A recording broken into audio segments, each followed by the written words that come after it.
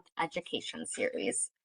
I'm Renelle, public health nurse, and joined today with me is Jamie, community health representative supervisor. We gather here today to celebrate the past, present, and the future of the Ho-Chunk Nation and all of our Indigenous relatives. Public health focuses on the prevention, promotion, and protection of the health and well-being of our communities. The mission of the Ho-Chunk Nation Department of Health is building a strong mind, body, and spirit together. A key step in completing our mission is through providing education. We are happy to have President Jon Greendeer with us today to discuss traditional Ho-Chunk male roles. We'll let Jon introduce himself and present on his topic for about half an hour. Then we'll have time for question and answers. Please use the chat function to enter any comments or questions. Jamie and I will monitor the chat throughout the presentation and read the questions for Jon at the end. You can also raise your hand and come off mute during the Q&A to ask your questions out loud. Any questions we don't have time for, we'll bring to Jon and email back to the group. Jon, take it away. Virado Shanghai Shanghai Ping Jinan. Eske Hoju Shana Hichon Hada, what he cut a sheet at one unje. Eske Jagu Niki Shanaji Yaun Chakshane. Eske Hamte a Jagu Niki Shanaji Ho Chankra Wank Woska Honiki da Gikshane. Eske Jagu Hi Hexanaida Hanaina Guida. Eske Hanachach Hiraji Wianaga Wayan Upji Wahajid. Good afternoon, everyone, and I want to say thank you. A little while ago, my friends out in the Potch had asked me to come in today to talk a little bit about our traditional way of life, kind of pertaining to the men's role historically and where now. And that's a broad subject, and I think before we even talk about anything to do with our way of life, you will always notice that wise people will always throw disclaimers out there that these are things that they've been told. They don't know all there is to know about this area, whatever it is, that if we say something that you don't agree with or something wrong, we don't mean anything by that. And so the issue of roles, gender roles in general, with regards to our traditional way of life or our historic way of life, can be a touchy subject. So I think it's of great value to have this discussion, at least in this area, but I think the discussion does end up having to permeate through the communities so that we can start to realize where we were and how we've come to who we are today. So I want to say thank you for taking a little bit of time to listen. I'll try to walk through this. Don't be surprised if I say I don't know a lot on some of these areas, because they might cross a little bit of different area. I also may transition a little bit from my role as a president versus my role as a male figure in our communities. Finally, just in terms of my family role as a provider and a protector and someone who is part of the foundation of a household. So thank you, Nurse Renelle and Jamie, for giving me this opportunity to share with you today.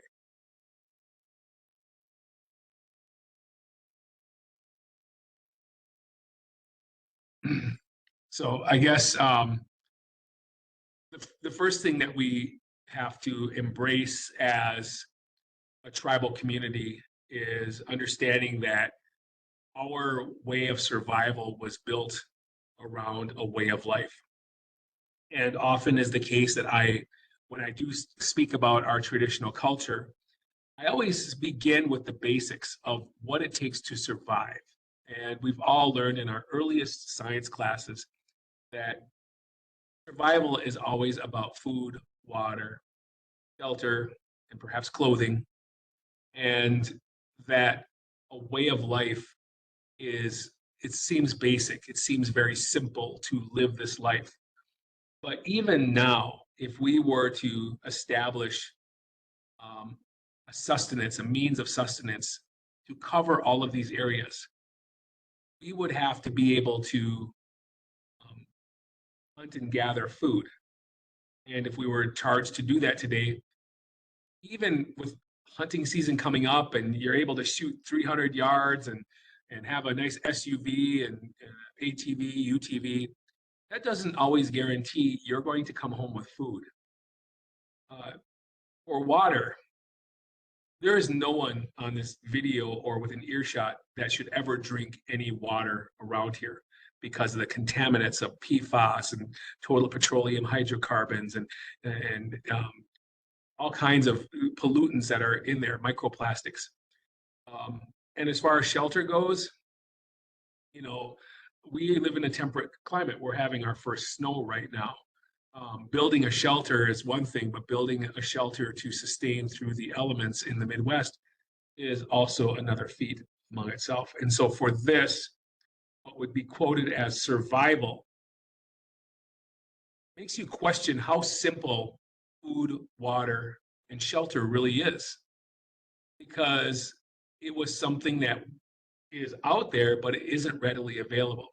And so one of the elements that I always try to enforce that is hidden in these essentials is the element of knowledge or wisdom that's being passed down through generation.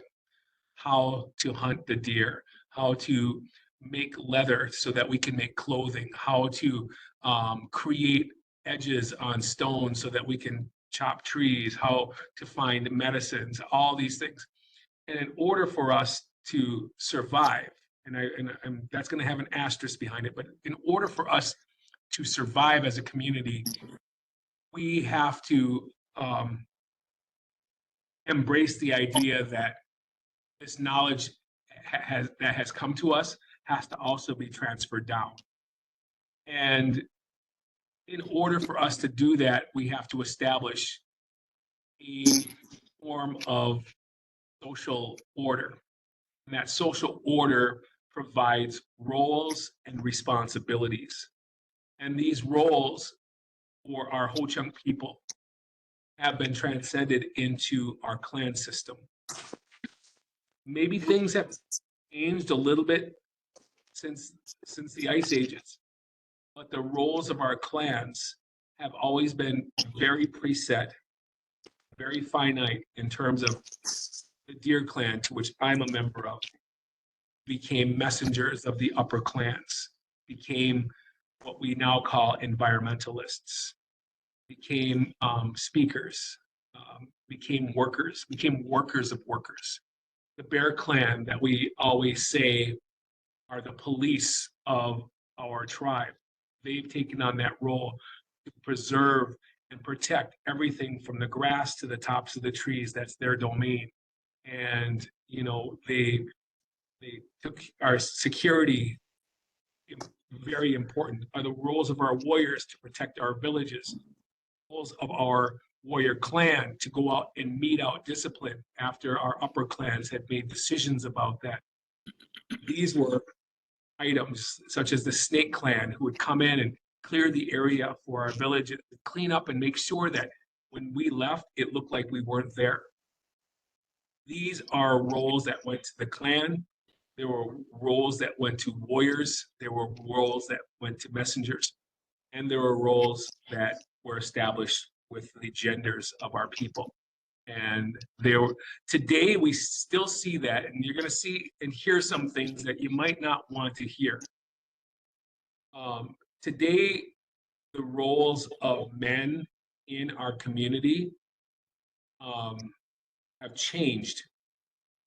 It wasn't too long ago that men in our tribe, men in general, were the leaders of our people. They still are our clan leaders. They still are a lot of our medicine keepers and storytellers. But for the most part, the roles of the men on the more Western side has changed due to colonization, due to Westernization, due to assimilation. And men overall have lost their position as the provider of their households, as the protector. As families started to disintegrate, the family nucleus, where we started to see global trend of families that were broken up through separation or divorce, the amount of child rearing a man has in a household. These roles have changed quite significantly. And so because of that, we start to see the role of men changing a little bit, or kind of placing their value on things that they have retained. And you will hear this out in our tribal communities. Women don't hunt. Unless you don't have any biological brothers, not to hunt. Don't take care of tobacco. You are not to drum, and you'll see, you won't hear the man's role, but you'll hear the women's proscription. It means they're prohibited from doing these things. And the reason why I say it like that is because it matters how that messaging comes across, because it provides exclusivity to men to say that we get to do something. Women don't speak. Now, my grandmother, she's a green grass. He did not understand why women were talking in public. It baffled her. It humored her, it amused her to see people that thought they were joking, that they were making some sort of fun. But it was always with this idea that you didn't have that right. And it was just normal for her. So men today, because of the proscriptions that women have within our culture, they feel empowered with some of these exclusive rights that are born to them, which means, even when we talk about our way of life is simply translated into what's called woshka. And so for a lot of employees here, woshka isn't just leave. It's the definition of a way of life. Everyone has woshka. White people have woshka. Non-natives have woshka. So when we actually utilize our way of life and you add wonk woshka, that in and of itself determines something that is exclusive to men.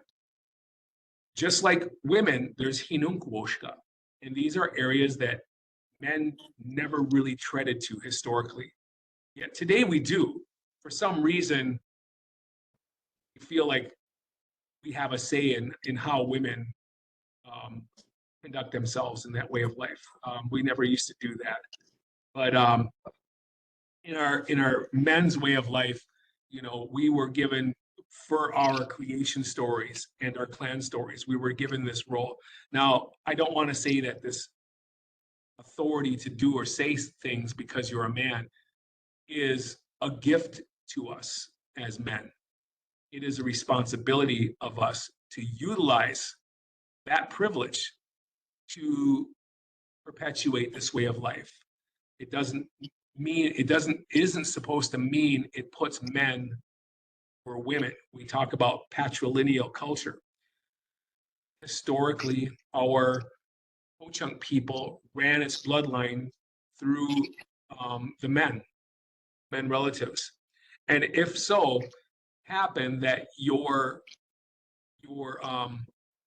Ho-Chunk blood came from a maternal figure, the old Orthodox view was that you were not Ho-Chunk.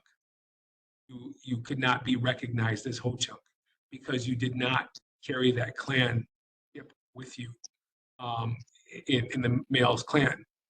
Now, history might be a little bit different in terms of how it's heard or interpreted, who told it, or if someone made something up that sounds believable. But the understanding is, around the turn of the 19th century, in the early 1900s, when post boarding schools, post policies of assimilation and extermination were times where a lot of our Ho-Chunk women were giving birth to non-Ho-Chunk men or non-Ho-Chunk children because the paternal side were not Ho-Chunk. And for whatever reason it may be, whether they had relations, whether they were raped, they were unable to assign a clan or a role in our people's society because of that. And this became problematic overall. And somewhere around that time is when, and there's no official document that I'm aware of, but somewhere around that time, it became very softly accepted, bring these children in under the clan of their maternal figures. And even to this day, over 100 years from now, the questions really arise as to whether or not someone has the right to a clanship or to claim to be Ho-Chunk if they're if they derive their bloodline from their maternal figure, whether it be their mother or their grandmother. Some Orthodox views would say that you don't have a clan. And this is kind of important because identity is probably one of the biggest issues in Indian country that we don't talk about. We feel in some regards that we're not Ho-Chunk enough, or we're not connected enough, or people are going to question whether or not I'm an apple or I'm a tourist. And so when your personal life force does fall into question, it is hard to reestablish yourself, your identity, and your self-confidence. I say that because if you do not have a strong foundational identity as a tribal member, or even are comfortable in the gender role that you have, then it's going to affect your academic performance, your professional performance, and even some of your family relations. And so it's important for times like this for public health who are reaching out and saying, let's have a talk about this, because not all of this is pretty. There are people that are going to get up in their quivers because something's going to strike them and it's not going to feel good. I hate to be the playground bully and say the truth hurts, but as men, we had a responsibility back then. If we try to look at what do our male ancestors look like, what's the first thing you think of when you think about our Ho-Chunk male? The first thing I think about are our warriors, our leaders. Sometimes that's kind of the thing I jump to because I've been hit with this Western education to glorify the profile of American Indians in general, let alone take a look at my own people who have preferential treatment toward and say that we had the strongest warriors. We went into battles fiercely outnumbered and came out victorious. We were one group of deadly motherfuckers. And that's all I can, that's the way I look at it. Today's quote Ho-Chunk warriors are out on Facebook mad because someone went to a conference and they're, pinging around and writing all these big long emails and making all these comments. We don't necessarily fit that ancestral warrior profile anymore in that regard. We still hold our warriors to the highest of standards. And I believe one of the biggest roles of our men is to serve as a warrior, serve as a leader, serve as a person of medicine or knowledge. And, those are noble things to have as a quality, as a contemporary Ho-Chunk male. But if you spend your time trying to be the warrior and trying to be the wisdom keeper, trying to be the Makani, you may not make it in this world where it takes you 2 to 3 jobs just to be broke, that you're stressing all day long, your kids are late for school, you're unwrapping most of your meals, you're trying to get by, you're trying to make it ahead, you're trying to stay afloat, and you're starting to find out that statistics, and this is the part that people get mad at because you can't argue at numbers, statistics will show you that the men in our tribe have lost their place as the provider in their homes, lost their place as the main leader in a lot of different areas. If you take a look at our history, our recent history, take a look at our largest fights in Indian country, our largest battles that we have going on out there. Who are on the front lines? Are they men? Are they our warriors? Probably not. Our first leader of our indigenous nation was an amazing woman, Dr. Helen Minor Miller. Took the reins as our first chairperson for the Wisconsin-Winnebago Business Committee in a time where there were a lot of strong gender roles that come from my grandma's era.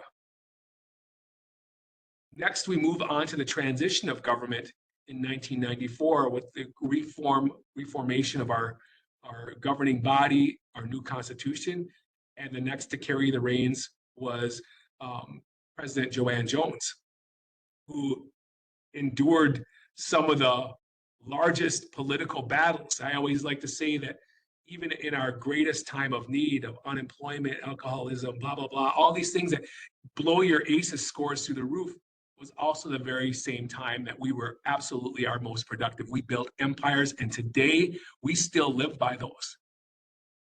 While men were a big part of this, they weren't leading that. Our highest ranking political official, Therese Davids, is in the US Congress and gay.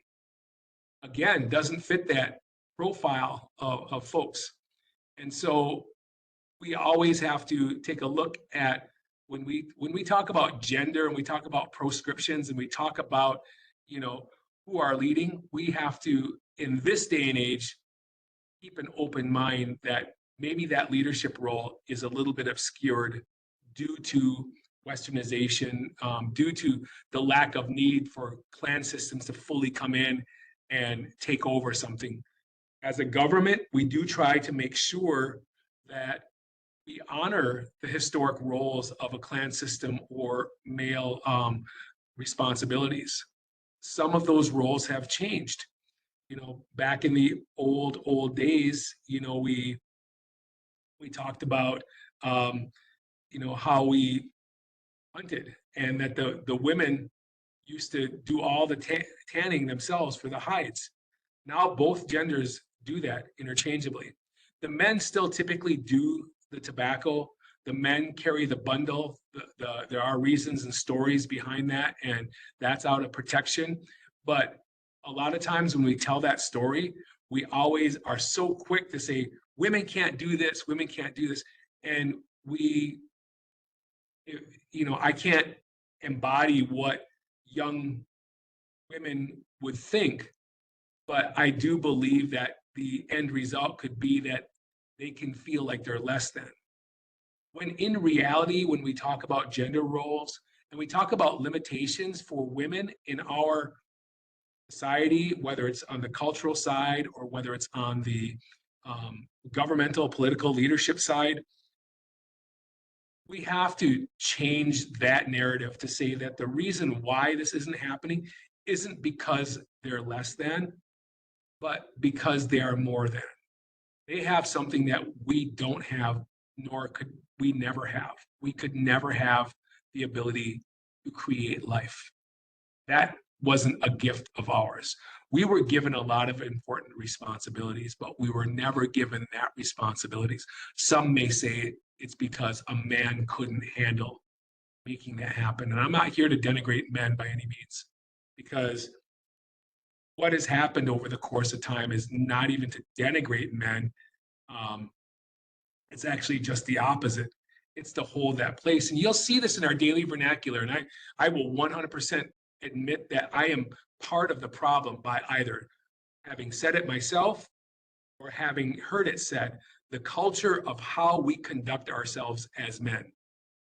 You run around and scream at our opposite team, the Vikings, right? We just totally use the gender epithet to minimize them, calling each other girl, or doing it, put a dress on. Put a dress on. This is what we say all the time. Our men folks, our men relatives, the people that we look up to and respect will say, put a dress on if you what? Act weak, if you show emotion, if you feel like you're being belittled. So these are things that we have done to not lift each other up. We've done this to make sure that women know that they are less than men. That's a tough pill to swallow. Now, we can say that, hey, this is just what we grew up with, but keep in mind that the people that you're putting down are our daughters, our mothers, our grandmothers, our aunties, all of our maternal figures. And so, these are things that we have the ability to control the culture of how we treat people across the board. And, some people are very traditional, and in their homes, it's the women that cook. They do the cooking, they do the cleaning, they do all of these things. But for us as males, on the outside and how we look, we can see how we were raised. And we can still maintain these roles without putting one of the either or down. And so we have to, and I'm using this as a kind of a soapbox, to project a cast of respect for across the board for our sisters and mothers who are gifted with life-bearing abilities that we don't have, and making sure that we watch the vernacular and how we talk, because one day perhaps you will see a leader, someone of respect, say, why did you say that? Why would you say something like that? Why would you sexualize this person? Why would you undermine their abilities because they're a woman? Why would you do something? Why would you talk about how you took advantage of them? Don't you ever do that again in our world. Don't you ever do that again. And make sure that no one else does that. We don't want the retribution for saying that. And at some point, it's important for men to own that I always tell people that I grew up just like everyone else, a very humble lifestyle. We didn't have much. We still have who is more poor contests. And I fought for my degrees. I fought for my health. I fought for my sobriety. I fought for my tobacco-free lifestyle. I fought for my family, for my job, everything. And I'm still doing this every single day. But what people see is a world of privilege. Look at him. He's the president, or he's well-spoken, or he understands his language. I look at every benefit that I have today as a mark of privilege. I can understand the language. I can speak some of it. I have college degrees. I have a home. I have a job. I have a running vehicle. I have the ability to stand up and put my shirt and pants on and dress myself. These are big things that, I consider privileges. But one of the most important privileges that I have is I'm a man. And I have certain privileges that women just don't have. And I want to make sure that people recognize that they have that, even if they're not performing or doing well in a lot of different other areas. If you are a man, you do carry some privileges that you may or may not be aware of. So the roles are very important, and making sure that we don't blame each other for where we are at in terms of how the roles have become more of how we denigrate one or the other, is how we productively change how we see each other, how we value, if we value women, if we value a young lady with aspirations to do something, to become a warrior themselves. Um, this is something that, you know, we can do that by lifting each other up. But as long as we allow the pervasive misogyny to take place, we can't excel, nor should we ever be proud of our role. And I made sure that this was pointed out one time when I was adversely affected by one of my leaders who got after me because they said, "Oh, you just like to do this stuff. You just like to be showboating around." And so we went out and he was having a cigarette out there, and everyone knows the back of the office building. There tile slabs over there, and I said, "There's 4 tiles here. I want you to name. You've been around. You're an elder. You've been around forever. You know, seem to know everybody, everything, every clan.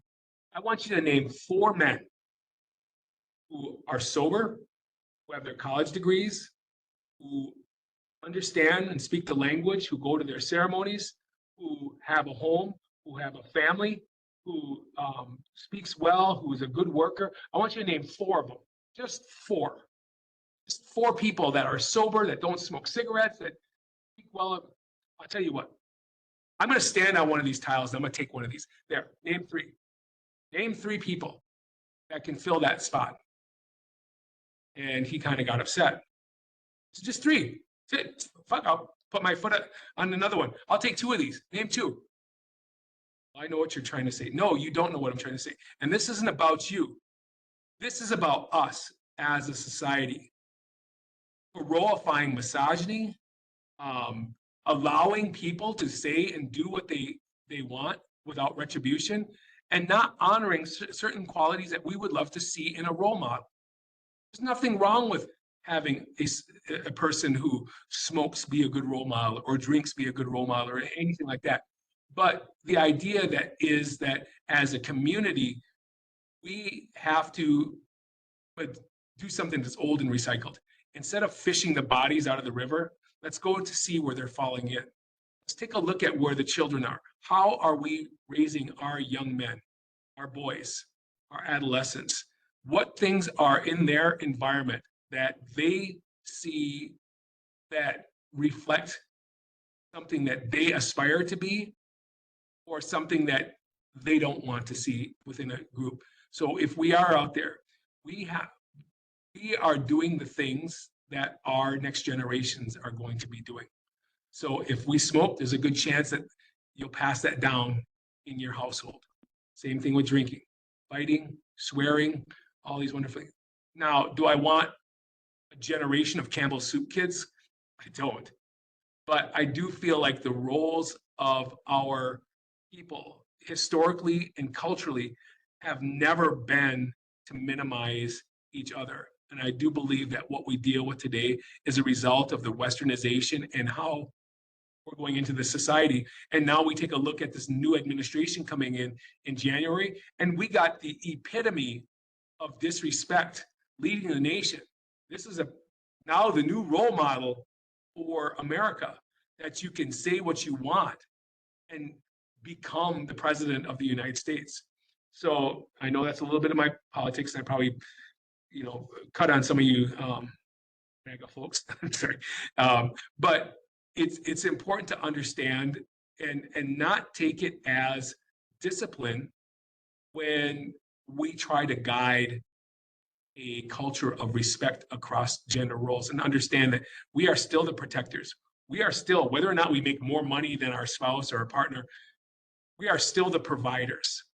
We are still the caretakers. We are still the nurturers of our own offspring, playing a role in that.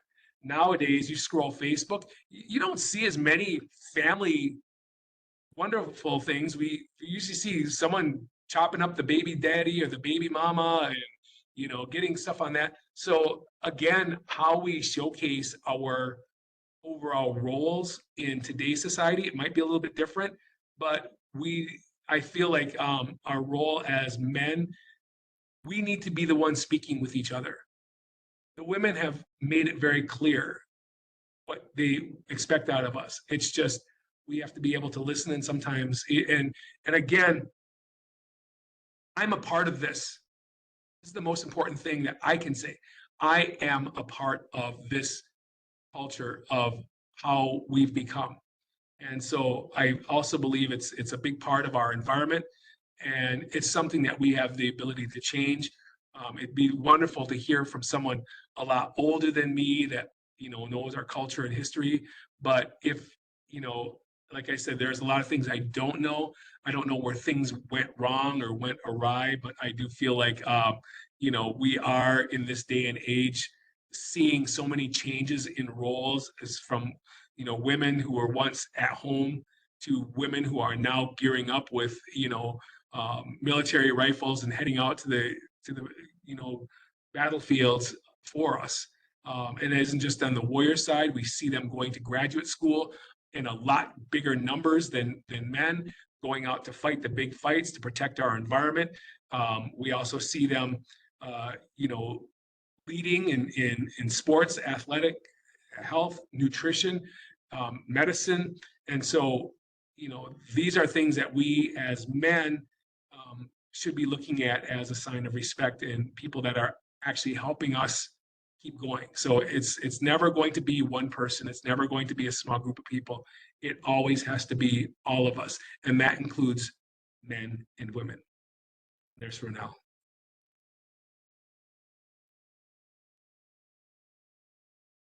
Pinagigi President Jon Greendeer. We have a little bit of time now. If anyone has a question or a comment, anything they'd like Jon to speak more on, now is the time.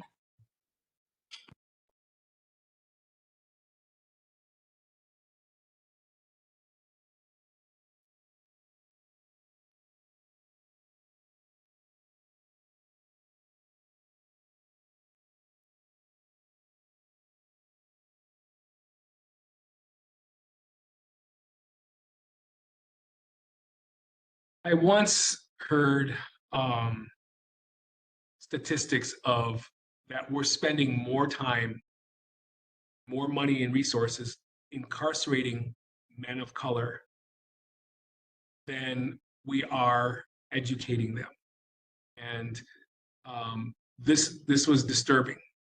If we were to take a look at high school graduation rates and academic performances, we start to see the breakdown early in men. And I see this in adolescent school children, where they may not have the family support at home, but more importantly, they also again have a lot of responsibility. As a male, we still have roles to not only protect and provide, but in the event that we lose family members, our traditional court will tell you that when there is no probate, when there is no will, it is the oldest male family member of that household that is to make those decisions, and that's a lot of pressure. When we have our ceremonies, traditional ceremonies, both feast lodge and medicine lodge, are still done in our chunk language.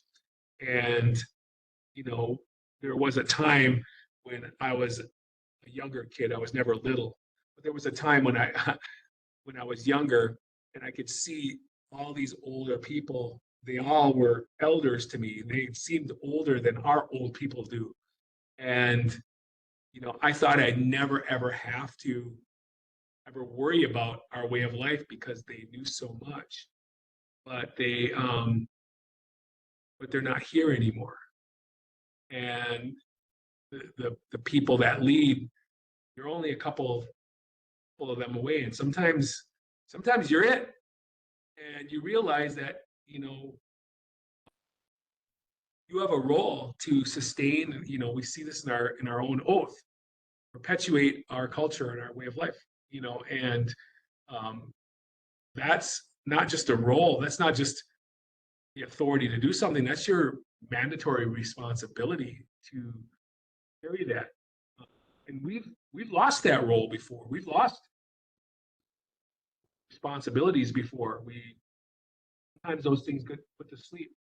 on a different day and age for women to know all those songs and used to speak as well in there. I don't know all the details, but this is something that, I was told. And, I noticed that, like, how do they know what to say? They're so far away from what's being said and they, paid attention.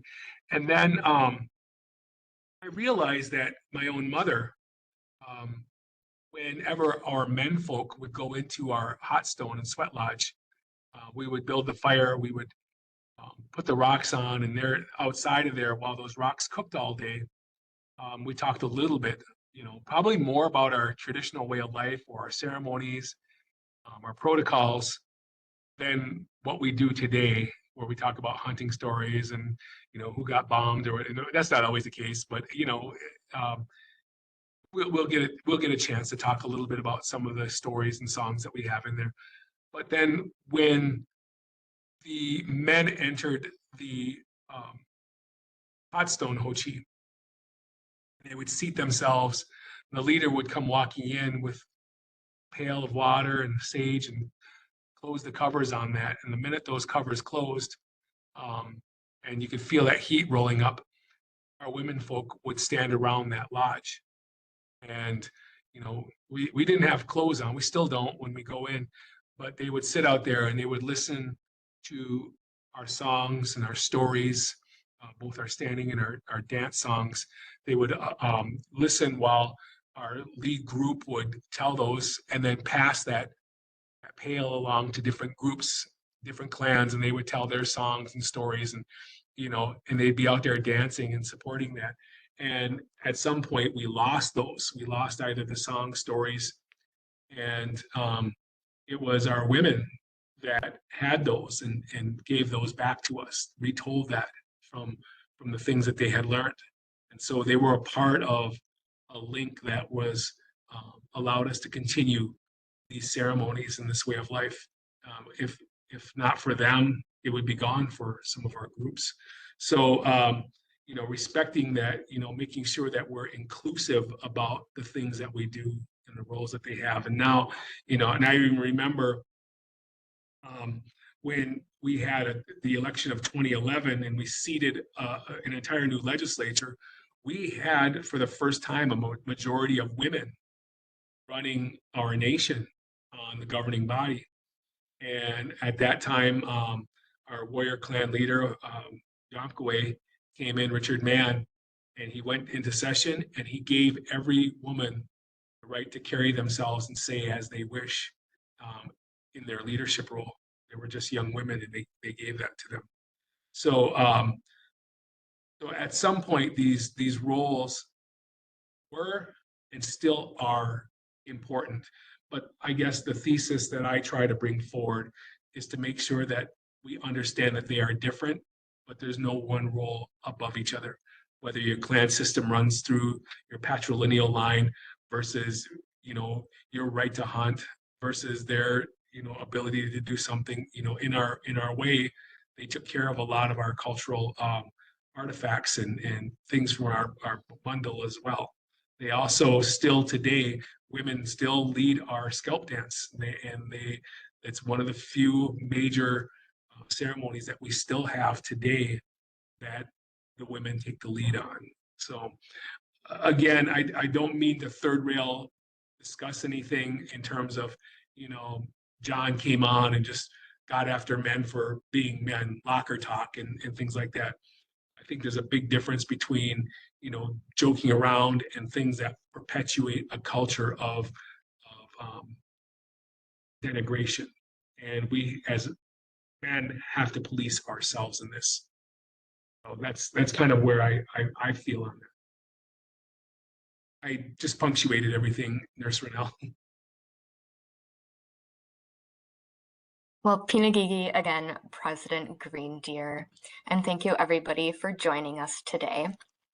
We've had a lot of great feedback from the community about these virtual education series, so we plan to continue to host more webinars like this starting in December.